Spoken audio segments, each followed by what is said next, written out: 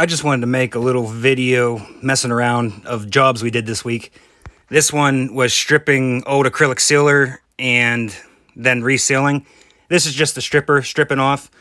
Bill went ahead, put down the xylene and scrubbed, and then I came behind him, and it sucked because I had to use the little gun bent over all day, and we literally stripped this, I want to say 8 hours of stripping, just this little patio. There's so much sealer on it built up, but it all was worth it in the end. It looked good. That little box is just like an electric box. We ended up having to prop it up. This makes a huge mess. You got to tape everything off. Like, build a wall and get Mexico to pay for it because it's messy.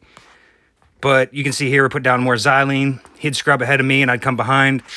The turbo nozzle did not work as good as the fan tip. I just was being... for whatever in my head, I thought the turbo nozzle would work better. Once you turn up the pressure with the fan nozzle, it worked much better. Here's it sealed, but we actually got some air bubbles because concrete gas is out when it's hot, and it was a hot day. So you just put down a little xylene. It reactivates the product. We rolled out them bubbles. It took no time at all. I wish I would have filmed us putting down the sealer. We put down 2 coats of acrylic Super Diamond Clear by Euclid Chemicals, and it looked awesome. Like, all that color came back to it. You should have seen this. It was felled. It looked white. It looked phenomenal now. It has that nice wet look. And yes, Bill's wearing flip-flops. He shouldn't be. He forgot his boots. What are you going to do? Here's the finished product. You can see all that color came back. And then our next job was remove sand and then seal. We obviously prepped both these jobs earlier and then came back to do it. But you can see the moss growing through the cracks and everything. So this was the same day we did that sealing. This was earlier in the morning. And you can see now we're just putting the sand down. And you got to work it in them cracks real good. If you were just putting down these pavers, you'd want to use a vibratory plate tamper. But you can see we just get it in there the best you can. Mallet it a little bit. Move it with the broom back and forth, back and forth. You're only putting in surface with the polymeric sand.